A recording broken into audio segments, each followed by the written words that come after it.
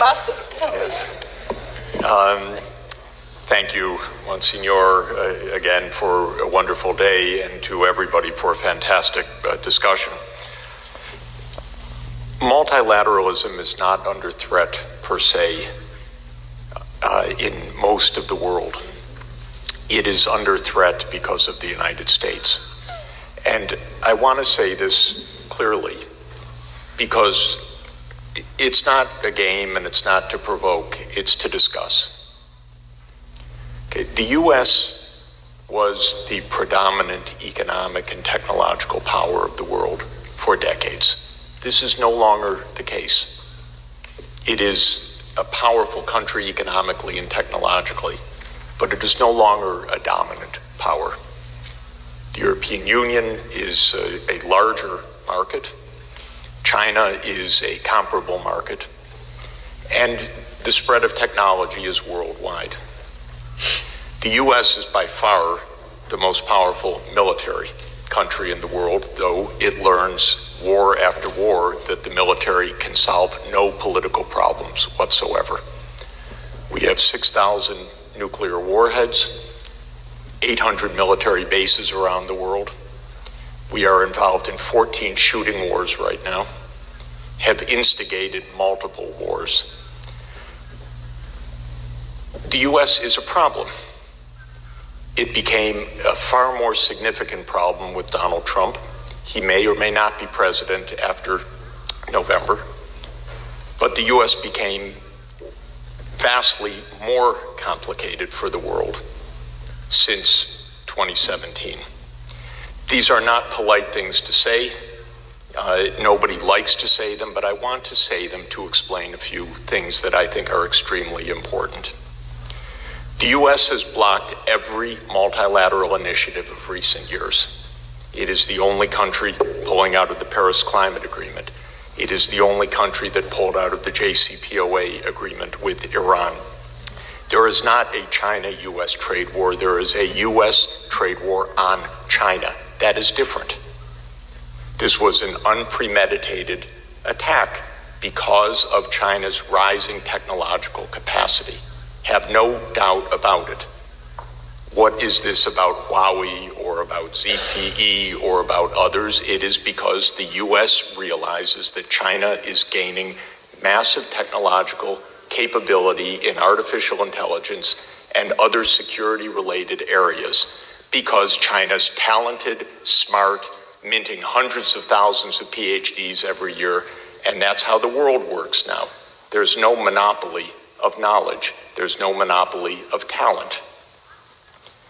This is driving U.S. strategists crazy because U.S. grand strategy is based on primacy. And that's not some fantasy of mine. This is in our documents, our doctrines, one after another. There can be no U.S. primacy in the world anymore that is safe for the world. That's not how the world works anymore, but that is how U.S. policy works. The U.S. is attacking the digital taxation. It has taken tremendous, disastrous cuts to corporate taxation, which is blowing up the worldwide taxation on companies. It has dismembered the WTO. There is no appellate process now. It now claims that it's going to adjudicate exchange rates and put unilateral tariffs on against countries that the U.S. alone deems to be manipulating the exchange rate. Well, I know our Treasury, and with all respect, they don't have a clue about how foreign exchange markets work. This is, of course, pure politics, top to bottom. It has nothing to do with anything meritorious other than the idea of temporary advantage in some geopolitical contest and context. Last month, when Iraq said it wanted the U.S. military forces out, if you can imagine, the Treasury said, we will confiscate your foreign exchange reserves at the New York Fed if you persist in pushing our troops out. This is thuggery. This is a complete violation of every international rule. This is truly what we are facing. And I'm sorry to say it. It's my country. I'm not very happy to say it. But this is an imperial power in decline. And it is a dangerous country right now. It will be absolutely dangerous if Trump wins re-election. Now, okay, you don't have to say anything. No one likes to say these things, but this is actually important. The world can't stop because of the United States. We can't stop the Paris Climate Agreement. We can't stop having G20 meetings. We can't stop having tax reform. We can't stop having digital taxation. We can't have the United States adjudicate exchange rates. That's the job of the IMF. We can't not have an appellate system at WTO. We cannot have one country that is 4.2% of the world population and still 15% of world output, but not 50% of world output, decide on the international structure on which the other 96% depend for their lives now. Moreover, in the United States, Mr. Trump does not have a majority backing. So it is quirks of many things that give unilateral power to a small coterie of people to dismantle the international system right now. What I would just beg of you who are running the international system, have an open discussion. Don't be cowed by bullying. And let's proceed, because there is not a global crisis about multilateralism. There is a U.S. relentless daily pressure on multilateralism. This is quite different. I am traveling all around the world, month after month, meeting senior officials in every part of the world. There is no attack on multilateralism that I can discern anywhere. None. There is fear of the United States. This is different. Well, that's what bullies do. Bullies threaten you. You step a little bit ahead, you'll get pummeled. But if the whole world says, we continue our discussion, we continue the fight against climate change, you can do what you want.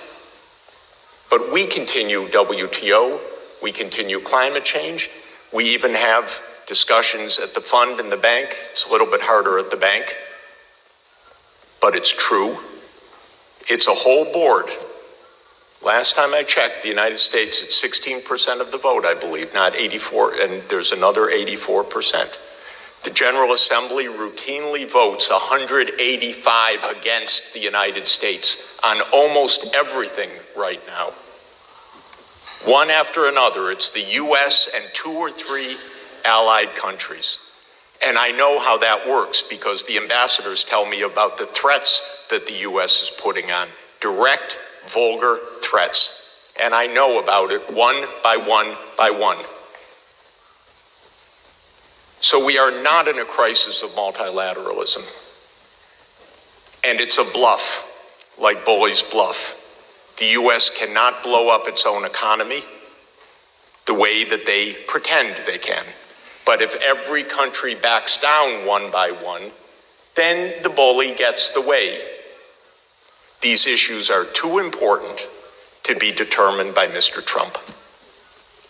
It's not only Mr. Trump, because US unilateralism has been in vogue now for about 20 years. Actually, after 1992, the US went crazy, thinking it had, quote, won the world, and then it believed its own press release that it was the new Rome and that it was the sole superpower and that it was the indispensable nation. So this has been true since 1992. But it got a lot worse right now because the overt hostility against everybody, the threats against everybody, the lawlessness against everybody is completely unprecedented. And it's an abuse of our laws in the United States every day because Trump has none of this authority This is under national emergency legislation that he's taking these actions. How can he threaten France with a tariff on wine? Because France rightly says that there should be a digital tax. You think that's an American law? Of course not. This is lawlessness, complete lawlessness. So we had a good discussion today. There is really a big consensus on this world for a decent world. It's not unanimous, but let's not depend on unanimity. Let's move forward when a large part of the world wants to do the right thing. Thank you. Well, you're the master. Yes.